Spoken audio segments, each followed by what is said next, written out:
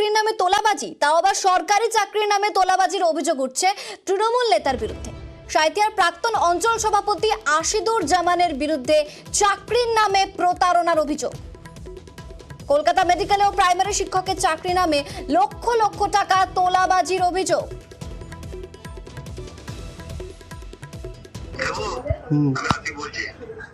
বলো দাদা। তুমি তো আমাকে বলেছো যা পারো তাই করে নাও, তোমাকে তো এইসব করার আমার দরকার ছিল না। শোনো, তুমি আমাকে ফোনে থ্রেট দিয়ে বললে তুমি যা পারো তাই করে নাও, তারপর তুমি তো টাকা দিতে আসার কথা ছিল, তুমি দিতেও আসোনি। আমি কিছু করিও নি, এক সপ্তাহ কিছু ধরে অপেক্ষা করেই গেলাম তোমার জন্য।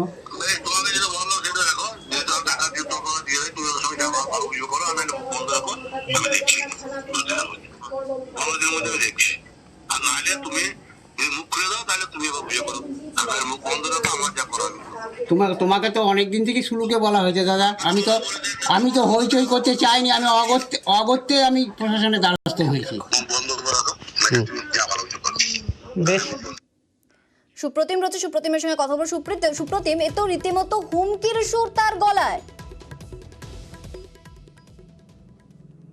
একদমই সেটা দেখো, সেটা হচ্ছে বীরভূমের সাঁইথিয়ার মাঠ পৌঁছে যে তৃণমূলের অঞ্চল সভাপতি, তার বিরুদ্ধে তোলাবাজির অভিযোগ এবং চাকরি দেওয়ার অভিযোগ। 11 লক্ষ টাকা এক ব্যক্তির কাছ থেকে নিয়েছে এবং তারপরে তাকে কলকাতা মেডিকেল কলেজে একটা জাল নিয়োগপত্র দেওয়া হয় এবং তারপরে প্রাইমারি চাকরি দেবে বলা হয়। কিন্তু 2019 সালে টাকা দেওয়ার পর যখন চাকরি হয় না, তখন কিন্তু বারবার টাকা দাবি করে এবং 50,000 টাকা ফেরত দেয়। কিন্তু তারপরে কিন্তু আর কোনো নামগন্ধ নয়, তার কোনো ফোনও ধরেনি এবং তারপরেই কিন্তু সাঁইথিয়া থানার দ্বারস্থ হয়েছে এই যে ব্যক্তি রয়েছে দেবব্রত ঘোষ, এবং তিনি কিন্তু সাঁইথিয়া থানায় অভিযোগ দায়ের করেছেন এবং তারপরে অভিযোগ দায়ের করার পরে কিন্তু এই যে অভিযোগকারী, তার কাছে কিন্তু আশিদুর জামানের ফোন আছে এবং তাকে বলা হয়েছে তিনি যেটা করছেন করুন, যা ইচ্ছা করে নেন। এবং তারপরেই কিন্তু এই ব্যক্তি যথেষ্ট ভয়ে আছেন, কারণ যেহেতু একজন তৃণমূল নেতা, তারপরে এখন হুমকির সুরে কথা, তিনি কিন্তু পুলিশের দ্বারস্থই হয়েছেন। বেশ, অভিযোগকারীর বক্তব্য শোনাবো। প্রাক্তন অঞ্চল সভাপতি আশিদুর জামাল, সে আমার কাছ থেকে চাকরি দেবো করে 5.5 লক্ষ টাকা নেয়। কিসের চাকরি দেবো? হেলথ কিংবা প্রাইমারি যে কোনো একটা দেওয়ার কথা। কতদিন আগে নিয়েছিল? 2019 সাল। আমরা প্রাইমারির জন্য ভাগ্যধর মাহারাকে দিয়েছিলাম 6 লাখ টাকা দিয়েছিলাম। ওটা কে ভাগ্যধর? ভাগ্যধর মাহারাজ যে মিডিল ম্যান, আশিদুর জামানের সঙ্গে আমার যোগাযোগ করে দেয়। মোট 11 লক্ষ টাকা এবং তার মধ্যে 50,000 টাকা আমাকে দিয়েছে। আরো একবার কথা বলবো সুপ্রতিমের সাথে, যার বিরুদ্ধে অভিযোগটা উঠছে আশিদুর জামান, তার সঙ্গে কথা বলা সম্ভব হচ্ছে? তিনি কি কিছু বলছেন? একদমই দেখো, যার বিরুদ্ধে অভিযোগ হচ্ছে আশিদুর জামান, তার সঙ্গে আমরা কথা বলেছিলাম। তবে তিনি যেটা বলছেন, এটা কিন্তু তাকে চক্রান্ত করে ফাঁসানো হয়েছে। এর মধ্যে তার তৃণমূলের কিছু লোক থাকতে পারে, আবার বিজেপির কিছু লোক থাকতে পারে। তিনি কিন্তু গা ছেড়া কথাবার্তা বলছেন।